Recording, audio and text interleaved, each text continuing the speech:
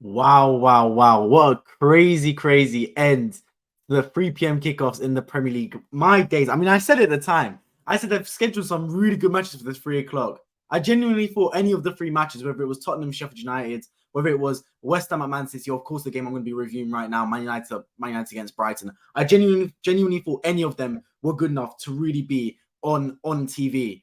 None of them were, and what an end to it. I mean, it started slow, the 3 p.m. kickoffs, no real goals, but boy, did it pick up. We got some fantastic moments, man. Whether you're talking about Brighton absolutely demolishing Man United at Old Trafford, whether you're talking about Man City, the inevitable Man Cities, they always are, beating West Ham United, or even if you look at Tottenham Hotspur, who I delayed this stream because of the Tottenham Hotspur match, they've just gone on to beat Sheffield United 2-1, man. Crazy scenes up and down the country in the Premier League. And look, that's just why we love this sport, right? It's just an absolutely crazy sport where anything can happen. Absolutely anything, man. You can't write it. You can't write this sport sometimes. You can't take anything for granted. Sheffield United, who were defending so well this whole game, still found a way to lose that football match. But let's talk about Manchester United and Brighton, right? Because Manchester United going into this game knew they'd lost, obviously, to Arsenal before the international break, which was a tough loss for Man United, as always is, especially the manner in which Arsenal won that game. They had to win this football match against Brighton. But the thing is, you don't want to play a team like Brighton, because Brighton, out of every team, always seem to do well, especially away from home. They're just dogged. They're just aggressive. They're tenacious. They're not a team you want to play, really. And I thought, to be fair, that once again, Brighton were really good. At a front foot, willing to attack, and really gave Man United their all. And look, deservedly went 3-0 up, to be honest with you. Man United were good in parts, but Man United didn't have the same aggression that I'd expect from them. And now they've lost 3 games to start the season out of 5. Things are not looking good for Erik ten Hag. He was booed today as well when he took off Rasmus Højlund for Anthony Martial. I mean, things are not looking good for Erik ten Hag and Man United right now. They've got a lot to change, and really quickly as well. They've had a tough start to the season. Their fixture list wasn't kind, to be honest. So I'll cut them some slack there. But let's be real. The Wolves game they won, they weren't good enough. They obviously lost to Tottenham. Against Nottingham Forest, they were 2-0 down early. That's not good enough. Against Arsenal, fair, they might have got a little bit unlucky, draw that game, but they lost it. And then, of course, against it, they've lost to Brighton. So it's not been a good start to the season whatsoever. Scott, appreciate you on stream. My friend, hope you're doing well. Damn Spurs. Yeah, out of nowhere, Tottenham Hotspur won, man. I can't believe it. I genuinely cannot believe it, how they managed to win that game, Tottenham. Because the thing is, the commentator kept saying, right, that they're gonna make a breakthrough. They're gonna make a breakthrough. They're gonna make a breakthrough. And I was sitting there thinking, well, no, they're not. It's 0-0. Then obviously Sheffield United bagged, and I'm thinking, oh my god, Sheffield United could pull this one out of the bag. But still, Tottenham find a way to win that football match. You have to say fair play at the end of the day, man. Fair play to Ange Postecoglou. Fair play to Tottenham. They found a way to pull it out the bag, man. And look, Richarlison even managed to score. I can't believe it. Brighton play out the back so chill. Yeah, that's a well-coached football team right there. A team that can play out the back so well like Brighton do, that is a clear sign of a well-coached football team. Everyone knows their role. Everyone knows their job, and they do it to an absolute T. So, yeah, I will give them the utmost credit. I thought they were fantastic, to be honest with you. So, I think that if I'm honest, I think Brighton are one of the toughest teams to play in this league. 100% one of the toughest teams to play, because you don't want to play Brighton, man. Like, I'd go as far as saying Man City you never want to play. Obviously, Arsenal's a tough team to play, but Brighton as well are up there, man, because this team's just a bogey team for everyone. I feel like it's disrespectful to call them a bogey team, because they're actually very good as well. Bogey teams you normally associate with teams that aren't very good. They just happen to get results. Brighton are a good football team. They genuinely are, but they were the only team to beat Man United at Old Trafford last season as well in the Premier League, and they've done the same thing this season, beating them in the Premier League as well, away from home. So, look, they're a tough team to play. They're a tough nut to crack, Brighton Hove Albion. And once again today, fantastic. Tour, man, absolutely brilliant. And look, they were missing some key players there. That's the thing about Roberto De Zerbi's system. It's a very system-oriented style. If you miss a player, it's not the end of the world. It's next man up mentality. Estepinian missing today. Solly March missing today. Evan Ferguson scored a hat-trick the game before they went on the international break. He's obviously came off the bench today. So good from Brighton, man. From start to finish, really good performance. Obviously, the goal that they let in would be a disappointment. And Ansu Fati probably should have made it 4-1 at the death. But regardless, I think it's another brilliant day at the office for Brighton Hove Albion and Roberto De Zerbi. Manchester City, though, man. Manchester City are goddamn inevitable. This team just keeps on winning. West Ham's got it. And a West Ham team that, by the way, started the season fantastically. Really good start to the season. Really good balance to their play. They went 1-0 up through James Ward-Prowse. I'm sitting there thinking, hang on a minute. We could have an upset pending, but Man City stuck to their guns, stuck to their game plan, and in the second half blew them apart and scored to make it 3-1. Erling Haaland got on the score sheet as well. Just a clinical performance from Man City to end the game, and they've gone 5 wins out of 5, 15 points out of 15. I had this debate, right, that said if Man City won in the Premier League, the Premier League genuinely would be it already is the most entertaining league in the world, but it would be the most entertaining league in the world by a mile. Imagine if Man City won in the Premier League right now, guys. It'd actually be so good. Any team could win it. If Man City won in the Premier League, any team could win it this season. Like you don't know. It could be Arsenal, could be Liverpool, could be Tottenham. Because Man City in the Premier League, everyone just goes, right, Man City going to win the league. Who's coming second? Is it Arsenal? Is it Liverpool? Is it Tottenham, etc.? So, look, Man City, you got to commend them because they're absolutely fantastic. They're an absolute pain to watch if you're not a Man City fan because you're just waiting for them to win the football match, especially now that the game's gone for like 100 minutes. Obviously, they didn't need added time today, but you just know it's inevitable. They're going to find a way to win the game. They're just that good. But any other kickoffs, obviously Aston Villa as well, I do believe got a result to a last-minute penalty, if I'm not mistaken. Let's pull out the Premier League results, actually, so I can talk through them. There was a lot of 3 p.m. kickoffs today. Yeah, Aston Villa winning 3-1 against Crystal Palace. That game is technically still running. Tottenham beat Sheffield United 2-1. Fulham beating Luton Town 1-0. So Luton Town still yet to pick up points in the Premier League, which is a bit of a shocker for them. Obviously, Man City beating West Ham. And, of course, Brighton beating Man United as well. So, yeah, a very much rapid start and furious end to the 3 p.m. games here in the Premier League. And, look, if we look at the table, right, Tottenham, massive win for them, man. Because, look, wins like this is huge for Tottenham Hotspur because they go to Arsenal next weekend in the North London derby. And, look, I don't expect Tottenham to beat us, to be honest. And if we get a draw against Tottenham, I'd still be very disappointed. But that's a lot of confidence going to that game. It's that feel-good factor around the dressing room, that last-minute winner. Everyone's happy. Momentum's there. You now go to that game against Arsenal. And if you somehow find a way to beat Arsenal at the Emirates, then you're looking at Tottenham and thinking, God damn, like, they're flying. They're already second in the table right now, 13 points. Obviously, they'd expect to beat They'd expect to beat Sheffield United today. Still found a way to do it, though. It's one thing expecting to win. It's another thing actually converting and winning the football match. So they've got to be very happy with the way it turned out there, Tottenham fans. Obviously, the performance went up to top scratch.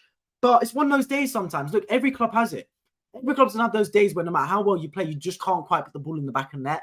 And that was probably the case for Tottenham Hotspur today. Just not quite being able to put the ball in the back of the net. Obviously, conceded the goal. They thought the world was against them. The world was falling apart before their very eyes. But they still found a way to win that football match. And that's what good teams do, man. They find a way to win. Liverpool as well. Obviously, I reviewed their game early against Wolves. Fantastic result for them to win. That's a really big 3 points for Jurgen Klopp's men, especially without Virgil van Dijk. They'll have him back now. So that's really good for them. Brighton, Hove Albion, big win for them as well. They now pick up 12 points out of 15. So there's a lot of teams shaping up to start the season very good. I mean, the top 4 teams right now, you got to look at Man City, Tottenham, Liverpool. And if Arsenal win tomorrow, it'll be Arsenal as well. Those are good teams, man. All 4 of those teams have started the season very well. Obviously, Man City expect them to come out and win the Premier League as we always expect to do so. But you can't take away the fact that Arsenal have been good to start the season, obviously barring what they see tomorrow. Tottenham have been fantastic to start the season. I've been very surprised with what Ange Postecoglou has done there. And of course, Liverpool as well have had a really good start. On the flip side, you've got Manchester United. Now let's talk about Man United, guys, because Man United sit in 12th. Now, obviously, it's too early to really be talking about the Premier League table, but they sit in 12th. 2 wins, 3 losses to start the season, 6 points out of 15. It's not good enough. No matter what way you flip it, no matter which way you analyze it, it's not good enough for Erik ten Hag. It's not good enough for Manchester United. It's not good enough, full stop. Manchester United should not be 12th in the Premier League table, whether it's match week 1 or match week 38. And I feel like Manchester United, again, were not at their best there. And it's the thing, right? Because going into this game, I sat there and went, this is a bad day for Man United. Because before the game started, they needed 3 points. They've already lost 2 games this season. The margin for error is basically run out already because of how good Man City are, how good Arsenal looks to be doing, Liverpool, Tottenham, etc. Like, even if you want to make top 4, it's already going to be very tough to do so if the other team's doing really well. Obviously, it's doable. Make no mistake about it. I do expect both Arsenal, Liverpool, and Tottenham to go through some rough patches this season. That's when Man United can gain the points to try and catch up on those teams. But you really did feel they needed a result today, especially to give that good feel factor around the club. We already know the disputes that's happened, the Mason Greenwood situation, the Anthony situation, the Jadon Sancho situation. It's not looking good around Manchester United. There's already been these stats about Man United having more statements released on away wins this season. Like, it's all just not going well for Man United right now, and they desperately needed a result today. Obviously, playing Brighton is not what you want. If you want a result, you play against Luton Town, you play against Sheffield United, teams like that. Do you get what I mean? Brighton's probably next to bottom of your list of a team you want to play because They are fantastic away from home. They were the only team to beat Manchester United away from home last season. I genuinely think Manchester United would prefer to play Man City than Brighton today. I genuinely, hand on heart, believe so. Because at least with Man City, it would have been a derby for Man United. We saw them beat beat Man City last season at home in the derby. If they played Man City at home, I think they actually would have been all right, Man United. Because it would have been a derby. They would have been up for it. Would have really galvanised the squad and the players. Remember last season when Man United lost their first 2 games, then went to Liverpool, then played Liverpool at home and beat Liverpool, and everyone was like, wow, they beat Liverpool out of nowhere. No one believed it. Sometimes you need those big football matches to galvanise the whole team. Playing Brighton's the worst possible game to play because that team takes no prisoners, Brighton and Hove Albion, man. They punch above their weight consistently. I feel disrespectful calling them a bogey team because normally you associate bogey teams with teams that are like not as good, and you associate them, they're synonymous with teams that punch above their weight. Brighton is just flat out a good football team. They were missing Estepinian, missing Evan Ferguson, who came off the bench, missing Solly March, and they were still fantastic today. So, look, Man United were not at their best whatsoever. I thought they were good in parts, but they just lack that assassin mentality. When I look at Manchester United throughout the years, especially since I've been growing up, I'm 21 years old. So when I first started watching football, Man United were winning the Premier League consistently. It was their Premier League to lose basically every season, right? And that Man United team would be filled with absolute assassins, whether it was Wayne Rooney, whether it was the likes of Nani, whether it was whoever you're talking about, Van Nistelrooy back in the day, etc. That Man United team always had assassins, players that would find a way to win the football match and find a way to turn up in big moments. United lack that now. Now, there was a point when Rasmus Højlund, who I thought had an okay game, don't think he was fantastic. I thought he was much better off the bench against Arsenal, comes off the pitch, and United fans are booing, and on comes Anthony Martial. That's when you know there's a little bit of a lack of chemistry, and there's not that much coherence between the fans and the club right now. Man United, something's not going right. And I think we can all point towards the Glazers. We can all point towards the summer transfer window. Some saying it was good window, some saying it was bad window. Myself believing that it wasn't the greatest window United could have done, to be honest. But either way, something's not quite right. There's off-the-pitch antics with Sancho, with Anthony, etc. And they've got a lot to fix up if you're Manchester United, because this is the thing about the Premier League. It is a marathon. It is a 38-game season. But make no mistake about it. If you don't start fast, if you don't start quick, if you don't start picking up results early, you're going to start to fall behind. That's happening with Manchester United. Look, 6 points out of 15. They're not 9 points behind Man City already. Already 9 points behind Man City. And I hazard to guess that in a few weeks' time, it'll be more than 9 points, the way things are going. So, look, Man United got a long way to go. Erik ten Hag has had a fantastic first season in his job at Manchester United, won them a trophy, got them top 4, punched above his weight, in my opinion, given their squad. Not given the stature of the club, because Manchester United are a massive football club, the biggest club in England, but punched above his weight in the sense that they were not performing under previous managers. I don't think Manchester United have really had a brilliant season since Sir Alex Ferguson's left. Yes, they've had okay seasons under Mourinho, under Louis van Gaal, etc., Ole Gunnar Solskjaer, but have Manchester United really had a fantastic season since Sir Alex Ferguson's left? I don't believe so. And Erik ten Hag had a good season last year. Not a fantastic season, but a good season last year. And this year, it's been a tough start once again. Look, there's plenty of time to turn it around. Make no mistake about it. It's still very early in this Premier League season. But he's got to have a hard, long look at himself, Erik ten Hag, and think, you know what? I've got a lot to change here because personnel aren't right. Players aren't playing for the badge. The team ain't performing. The chemistry ain't there. We're getting pulled apart by teams. We're defensively weak. Our central defensive midfielder, Casemiro, has lost his legs completely over the summer. There's a lot of problems that need to be fixed at Manchester United. And I'm not too sure how they're going to fix them. I think Amrabat coming back into the team once he's back from his injury could be a massive, massive positive for them, because he at least will give them someone that can bridge the gap between defense and attack, being that like link man in midfield. They're lacking that 100%. But either way, big problems at Manchester United. Manny, appreciate your stream, my friend. Hope you're doing well. Ten Hag is in the mud. He'll be gone by Christmas. I think he'll be all right, to be fair, Ten Hag. He will stay in the job. Make no mistake about it. I'm a fan of Erik ten Hag. He needs to stop complaining so much, but I think he'll be all right, to be fair. Forget Tottenham. Tottenham are flying, to be fair. They're doing really well. Mohammed, appreciate your stream, my friend. Hope you're doing well. Man United is struggling to win home and away games. Yeah, Manchester United, once again, to start a season, they've not been great whatsoever. Really poor start to the season for Manchester United. They got a lot to fix up, because make no mistake about it, guys, right? The Premier League season is a long season, but you can't take any games for granted. You can't be sitting there thinking, all right, it's 38 games. We'll take our time to get into it. Nah, not one bit, man. You got to fly out the traps in the Premier League. Man City have already gone 15 points out of 15, 5 wins out of 5. United are sitting here. They've lost to Arsenal, lost to Tottenham, lost to Brighton now again today. Poor against Wolves, lucky to win that game.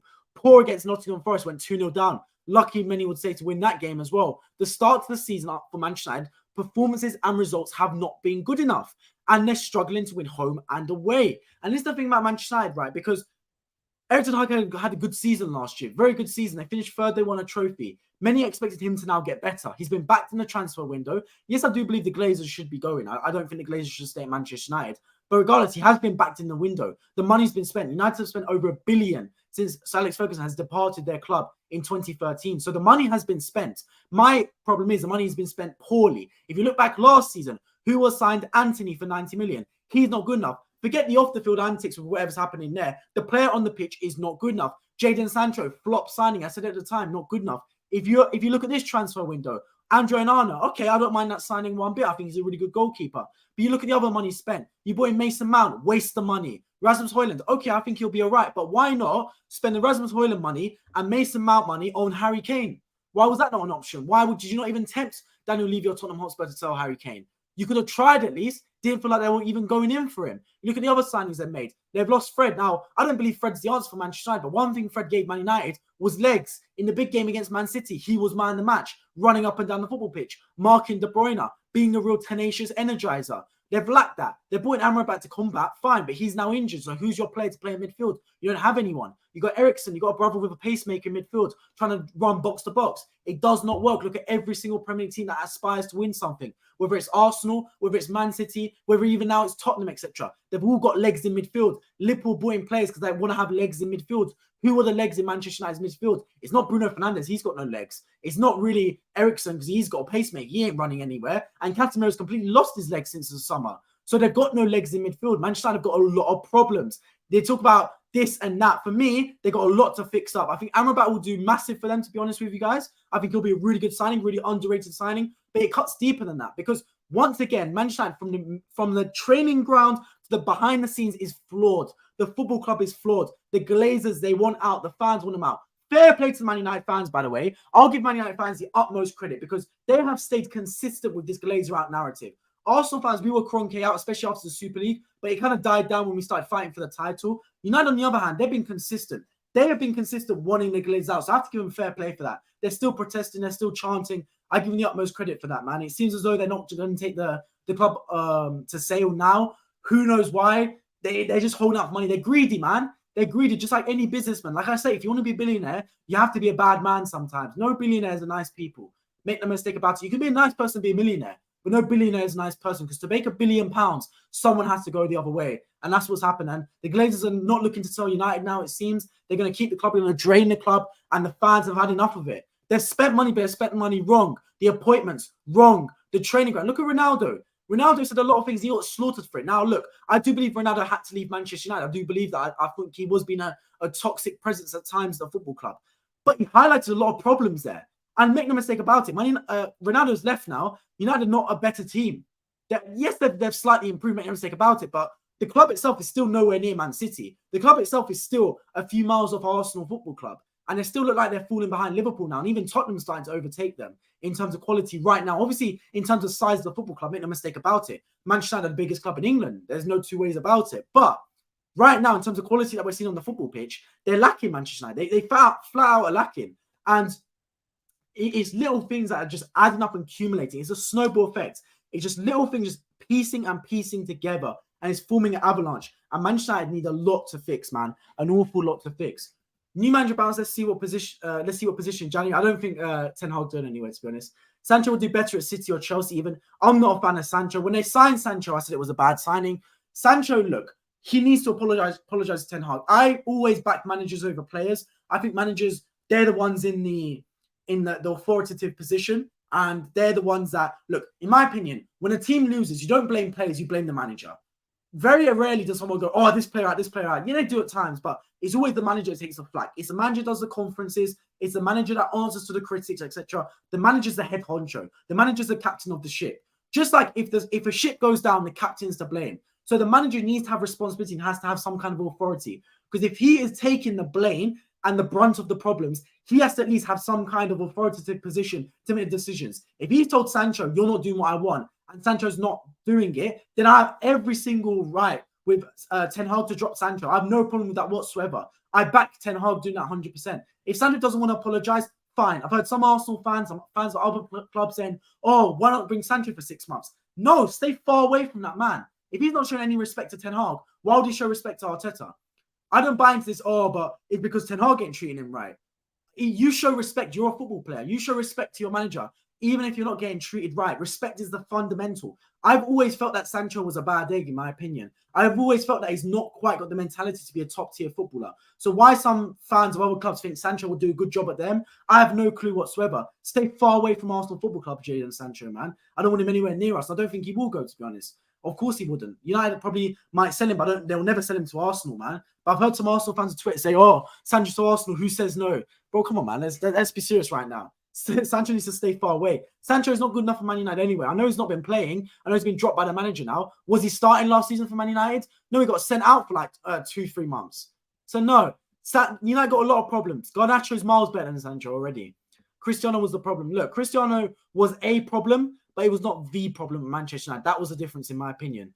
Mohammed, appreciate you on stream, my friend. Hope you're doing well. What a letdown, yeah?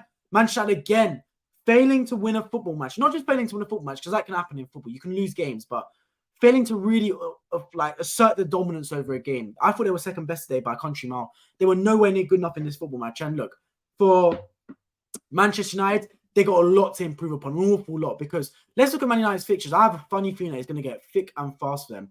They got Bayern Munich in midweek, obviously, in the Champions League, away from home. That's a tough game. Then you go to Burnley on Saturday, 8 p.m. kickoff. Make no mistake about it. It's a friendly fixture playing Burnley, but you don't want to go away to Burnley, man. That's a tough game as well. You don't really want to play them. Then you got Crystal Palace at home. That's a friendly fixture, but you never know. Roy Hodgson's men will be up for that one. Then you go Brentford. Brentford's always a tough game. Make no mistake about it. Then Sheffield United away. Then you got Man City. So the fixtures come thick and fast. And the thing with Manchester United is they make any game look tough. That's the problem for Man United. Because you don't sit there and go, oh, you know what, Burnley, classic 3 points. Like if you look at Man City, for example, they play Burnley, you're thinking, yeah, 3 points, man. If you look at Liverpool to an extent, Wolves again today, yes, they made it tough on themselves, but by the second half, they were dominated that game, Liverpool. Man United in every game this season have made it tough. They've won 2 matches out of 5, but in every game, it's been tough for them. Against Wolves, they were second best. They did not deserve to win that game. Every Man United fan will agree they did not deserve to win that game. Obviously, they lost to Tottenham Hotspur, deservedly so. Against Nottingham Forest, they were 2-0 down after like 7 minutes. How could they dug themselves a massive hole? Yes, they went on to win that game, but that's not any way to start a football match, going 2-0 down after 10 minutes. So then they lost to Arsenal. You could say a little bit unlucky to lose to Arsenal. That's the way the cookie crumbles. Obviously, lost last second to Declan Rice winner. But then again, man, that's the way it goes. And again, today they weren't good enough. So every game so far, Man United has been a struggle. Every game they've sat there and gone, you're puffing out your cheeks, hoping and praying for a winner. And that's not the way to approach games. Games should be wrapped up after 60, 70 minutes. You should not be sitting there struggling to finish a football match off. So I think they've got a lot to improve upon Manchester United, if I'm genuinely honest with you guys. Smash the like buttons. Yeah, appreciate everyone that's new to subscribe. Premier League reactions are back. If you enjoy it and if you love football matches and you are exactly in the right place, make sure you subscribe down below to my channel, Why Football, on the road to 5,000 subscribers. Hit the bell notification button so you never miss a future stream on this channel. Tomorrow, we'll be streaming my club, Arsenal, as they go away to Everton, a massive Premier League kickoff on Super Sunday. Then we've got the Champions League streams back Tuesday and Wednesday, back with the Champions League streams. I cannot wait for it, man. Make sure you guys stay tuned for that one. Who said that he's not Arsenal material? Yeah, I've heard it on Twitter, man. I've heard it. He's going back to Europe. Yeah, Jadon Sancho needs to go. Guys, what is your biggest problem with Manchester United right now? Is it the owners? Is it the manager? Is it the squad? What is the biggest problem with Manchester United? For me, I think they've had an intrinsic problem since Sir Alex Ferguson's left the football club, to be honest with you guys. And I think the intrinsic problem is that Sir Alex Ferguson punched above his weight. Sir Alex Ferguson is, for me, is one of the greatest managers of all time, if not the greatest manager of all time. As an Arsenal fan, I think he's better than Wenger all time. You're hearing that from an Arsenal fan, and you won't hear a lot of Arsenal fans say that. Sir Alex Ferguson, for all his antics, for all you can say the Fergie time, the bullying, the referees, etc., fine. But the manager punched above his weight because Sir Alex Ferguson had presence. He had real presence about him, and he had real faith in that man making the right decision. There was a clip earlier where Rio Ferdinand was talking about how Sir Alex Ferguson saw that Roy Keane made a video about the other Man United players in a post-match conference and basically slaughtered the whole team. And Sir Alex Ferguson shouted at Roy Keane and said, "You never ever slaughter my players. I'm the only one that can talk bad about my players." I basically just told the rest of the squad that Roy Keane will never play for United again. That is Roy Keane, one of the toughest men in football. That's just been told by Sir Alex Ferguson that he's never going to play for the club again. Managers that don't really exist anymore. Do you see Man United manager like that doing that now? Do you really? Like when Eric Ten Hag done it, he got slaughtered. I respect Eric Ten Hag 100% for dropping Cristiano Ronaldo. 100%. But still, Erik Ten Hag, there's a lot of decisions off the pitch that aren't going well. He's going about it sometimes the wrong way. Sancho's not good enough to play football. Obviously, he's falling out with the man on the training ground because Sancho refuses to apologise, refuses to train, etc. The Anthony situation is one of those things. The Greenwood situation is one of those things. You can't really do much about that. It's just the player himself making bad decisions in his personal life, and it's affected the whole negative energy surrounding the club. But the way they dealt with that was horrible as well. You knew he wasn't going to play for Man United again. Why long out the process? Just ship him out as soon as possible. Why were you logging that one out? The Anthony situation. Oh, we're working behind the scenes. It's statement FC. It's PR FC. Man United, they've got so many problems. Statement after statement after statement. I feel like it's a reality TV show. All or nothing should be absolutely bawling their eyes that they haven't chosen Man United this season. It's a keeping up the Kardashians. That's what it is, to be honest with you guys, man. That's what this Man United season is right now. The club is absolutely falling apart for our very eyes. And look, as an Arsenal fan, you'd be sitting there thinking you're delighted with it. But I'm not. I'll tell you why I'm not delighted with it. Manchester United are the biggest club in England, right? Manchester United are the biggest club in England. They're a heritage football club in this country. I'd rather Man United do well than Man City. Man City are an oil club. Man City just bought their success. At least Manchester United have had success for years, for decades, for centuries. They're a historic football club. When I went on the Old Trafford Stadium tour, I saw history. I saw a club that had culture, that had DNA. And it's been absolutely ripped apart this season, right? It's been ripped apart for multiple seasons, to be honest, man. And it's a dying football club. And look, Man City will never become a bigger club than Manchester United. Definitely not in my lifetime. But Man City are running no club better than Man United. And I'll tell you one thing, right? Young fans don't care about heritage as much. Yes, you'll have the odd few, but young fans just want glory. Young fans just want trophies. And if you're a young fan that's just woken up and your parents don't support Man United or Man City, and you wake up and you're watching the football for the first time, you're seeing Man City and Haaland and De Bruyne and Foden and them lot, and you see Man United with Anthony Martial, with stinkers up front, like you look with Sancho, with Anthony, who are you going to support? Let's be real with it right now. If you don't have any association to either Man City or Man United, and you're watching the game, and you're watching the games on TV, who are you supporting, Man United or Man City? You're probably supporting Man City, because young fans are not sitting there going, oh my God, Man United have all the history. Oh my God, Man United have this and that. They don't care, man. They're young fans. They just want to watch the team win. And United are losing that, man. They're losing a generation. They are. I felt it with my own club, Arsenal. We've started to bring it back under Arteta recently, to be fair to us. But you're losing it a little bit under Erik Ten Hag. And it's not just down to Erik Ten Hag. Make no mistake about it. I'm a massive fan of Ten Hag. I thought last season was fantastic. It's the owners that are the biggest problem, man. They're stinking up the gaff differently. So the Glazers need to go. And I have the utmost respect for every Man United fan that are trying to kick out the owners, to be honest. They are a dying breed still stuck in the Ferguson era. Yeah, and there's a lot to change at Man United. Because Man United, when you're the biggest club in England, right? When you're one of the biggest clubs in Europe, you have to be top, not only in terms of your manager, not only in terms of your players, top in everything. Top in your facilities, top in your stadium. United had that. They don't anymore. Their stadium's not the best, Old Trafford. Their training ground's not the best. Carrington's fallen off massively. Their manager isn't the best in the world. Their players aren't the best in the world. What at Manchester United is the best in the world anymore? Nothing. They're not even the best in England in any category. Their stadium isn't the best in England. Tottenham Hotspur Stadium is. Their training ground isn't the best in England. Maybe Man City's is, I'm not too sure. Their players aren't the best in England. Man City's are. Their manager isn't the best in England. Man City's is. So they haven't got the best in anything. How are you going to try and be the best club in England when you haven't got the best in anything? They're the biggest club, but they ain't got the best. It's one of those things. The Glazers is making money to sack managers in top four, yeah. And the Glazers, they're running it to make money. It's profit incentivized. And look, that's the way businesses are. Football's turned into a commercialized sport. It's all about money right now. And if you're an owner, you want cash. And whether that cash comes from your managers or not, you don't care, man. You just want to bring football in. So you just want to bring money in. And obviously, success comes alongside, because with success comes more fans and more ticket sales and more shirt sales, because you can't run it. You can't have no success, because then no one buys shirts, no one goes to the games, etc. And it really starts to bleed the pockets. But one thing is for a fact, Manchester United need success, and the Glazers aren't going to be the people to bring them back to it. They won't. They can't be. Since the Glazers have taken over a majority share in Manchester United, what have they done? Nothing. Absolutely nothing, man. Relic or fossil. Yeah, that's just Manchester United in a nutshell. True Goon, I appreciate you joining my friend Josh. Hope you're doing well, bro. Heisenberg is finished. Yeah, man. Heisenberg, bro. Erik Ten Hag is not even the best ball manager in Manchester, man. Look, he's got a lot to fix up on. But well, look, when pressure comes, that's when you really need some time to clear your heads, etc. I actually think, to be fair, that United would have preferred to play City today instead of Brighton. I genuinely think going into today, when I looked at the fixtures, I saw United playing Brighton. I went, ooh, that's a tough game, man. tough fixture. Because when I look at the fixture list and I see Brighton, I'm sitting there thinking, that's not a game you want to play, because Brighton are just that. They're just him. They're just that club that will find a way to win matches. They're a naughty team, man. I think Man United would rather play Man City than Brighton today, genuinely. Because at least against Man City, it would be a derby. Your fans would be up for it. The players would be up for it. It'd galvanise the squad. You'd have a good chance at it. Against Brighton, they're just going to turn you over, man. Brighton will beat any team. Genuinely, they're that good. They're genuinely that good. So, yeah, I think, to be fair, that it was a tough fixture for Man United, and they obviously lost the game. Dying heritage then is 100% Man United dying as a football club, man. And look, it's even as an Arsenal fan, it is slightly sad to see. I can't lie. Buongiorno. Man City training grounds, okay. I don't know who's got the best training grounds, but so I don't really care about that one. Brighton actually classed as Zerbi's cooking. Yeah, and that's the thing. That they were missing Estupinian today. They were missing Evan Ferguson, Solly March, but they were still doing really well. So you got to give them the utmost credit, to be honest with you guys, man. Like, they're a really solid football team.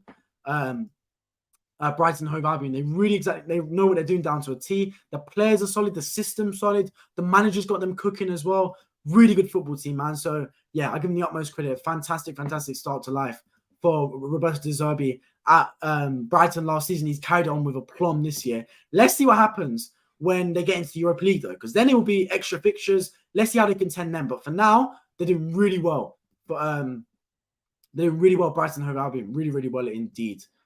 Well, in terms of other fixtures, of course, the Newcastle versus Brentford game is just starting off. I don't know if I'm going to watch that game, to be honest. I watched enough football today already as it is. I don't know if I want to watch any more, to be honest. Let's look at Man United's fixtures, because it's been a poor... Actually, I already looked at Man United's fixtures. Whose fixtures should we look at? Let's look at Tottenham Hotspur's fixtures, right? Because Tottenham Hotspur play... Obviously, Sheffield United today, and they won last second. Fair play to them for that. They go away to Arsenal next week. Then they play Liverpool. Then they go away to Luton. So 3 defining matches for Tottenham Hotspur. When they go to Arsenal next weekend, I cannot be drawing or losing that game from Arsenal Football Club. You have to beat Tottenham. You have to knock them down a pedestal. Tottenham have been flying this season. They absolutely have. But when you go to Arsenal, that's when I think we got to really put them to the sword and tear them apart. That's what I really got to think. So let's see what happens. But I can't wait for that game next weekend, the North London derby. Always a massive occasion. When is Chelsea playing? Chelsea are playing tomorrow in Super Sunday at 2 p.m. away at Bournemouth. Arsenal then play against Everton at 4:30 p.m. kickoff. I'll be streaming after the Arsenal game on the channel, so make sure you stay tuned for that, and also subscribe if you are new around here. But yeah, look, Tottenham have had a massive start to the season. Fantastic start indeed. Let's see what comes of it, as they have some massive games to come as well, though. So yeah, I can't wait, to be honest, guys, man. I think the Premier League season's come back in. The thing is, right, 4 games, and it's the international break again. It's an absolute stinker, man. What's with all the international breaks? Absolute stinker, I'm telling you guys, man. But look, it's one of those things. You got to deal with them as they come. I feel like the international break is good at times, but sometimes it just happens too often, man. We don't need international breaks all the time, to be honest with you guys, man. We genuinely don't. But yeah, I'm going to start to wrap up the stream now. I've been streaming for the past half an hour or so. Tottenham beating Sheffield United 2-1 last second. Richarlison and Kulusevski scoring for them. Fair play. Man City obviously beating West Ham United. In other words, water is wet. And Manchester United losing 3-1 to Brighton and Albion in all the 3 p.m. kickoffs today. Fantastic results all the way around for neutrals involved. And, of course, people that are just interested in football as well. As always, if you are new around here, I implore you to subscribe down below my road to 5,000 subscribers for football match reactions. I'll be back tomorrow for Super Sunday. Arsenal against Everton. Arsenal away at Everton. Merseyside clash. Obviously, a tough game for Arsenal. Never seems to do well there. But let's see if we can pull out a result. Hopefully, we do. Then the Champions League streams are back midweek. And then, of course, we go again the weekend after with the North London derby and other fixtures to stream after as well. I appreciate everyone that's tuned in today. If you just tuned in right now, make sure you drop a like down below, and also make sure you scroll right back to start streams so I can hear all about your thoughts on Man United losing 3-1 to Brighton and any other fixtures that happened today. Otherwise, I appreciate you guys all for tuning in, and I hope to catch you all in my next one. Take care.